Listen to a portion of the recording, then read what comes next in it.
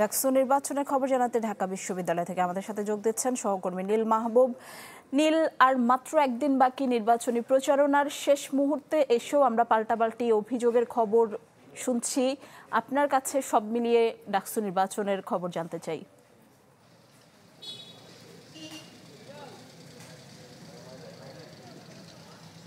ধন্যবাদ নিশি। এই মুহূর্তে ঢাকা বিশ্ববিদ্যালয় ক্যাম্পাসে আছি। আপনি যেমনটি বলছিলেন যে আজকে শনিবার, নির্বাচনের কিন্তু আর মাত্র একদিন বাকি আছে এবং এই নির্বাচনের আগে আজ ছুটির দিন হওয়া সত্ত্বেও কিন্তু প্রচারণা প্রার্থীদের এবং এই ঢাকা বিশ্ববিদ্যালয় ক্যাম্পাসে ডাকসু নির্বাচন ঘিরে যে উচ্ছ্বাস এবং উদ্দীপনা, সেই ব্যস্ততার কিন্তু আসলে ছুটি হয়নি।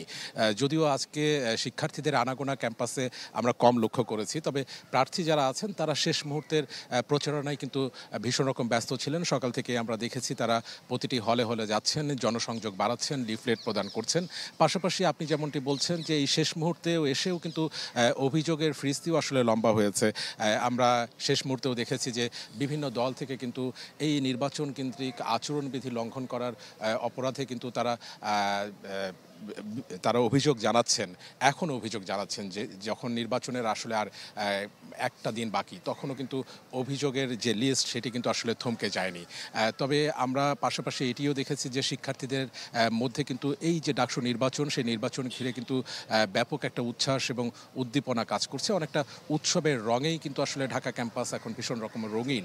এবং আপনি জানেন যে যেদিন ভোট হবে সেই ভোট কেন্দ্রিক, ডাকসু নির্বাচন কেন্দ্রিক কিন্তু কিছু বিধিনিষেধের কথাও কিন্তু এখানে বলা হচ্ছে। অর্থাৎ নির্বাচন শুরুর আগের দিন, অর্থাৎ 8 তারিখ রাত 8টা থেকে কিন্তু 10 তারিখ সকাল 6টা পর্যন্ত সর্বসাধারণের জন্য কিন্তু ঢাকা বিশ্ববিদ্যালয় ক্যাম্পাস আসলে উন্মুক্ত থাকবে না। অর্থাৎ যতগুলো প্রবেশ পথ আছে সেখানে কিন্তু সর্বসাধারণ প্রবেশ করতে পারবেন না। শিক্ষক, শিক্ষার্থী এবং এই বিশ্ববিদ্যালয়ের সংশ্লিষ্ট যারা আছেন তারা কিন্তু কার্ড শো করে সেখানে প্রবেশ করতে পারবেন এবং জরুরি সেবা এবং সাংবাদিকরা প্রবেশ করতে পারবেন।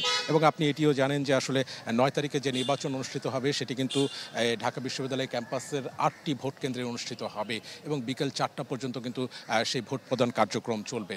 তো সব কিছু মিলে কিন্তু এই ছুটির দিনেও কিন্তু আসলে প্রার্থীদের প্রচারণা যেমন চলছে, তেমনি কিন্তু অভিযোগের খাতাটাও আসলে ভারী হচ্ছে। তো সব কিছু মিলে কিন্তু উৎসবের রঙেই ঢাকা বিশ্ববিদ্যালয় ক্যাম্পাস ডাকসু নির্বাচনকে ঘিরে। নিশি।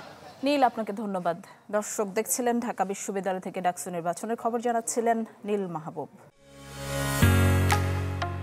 ঢালাইয়ের সেরা প্রিমিয়ার সিমেন্ট।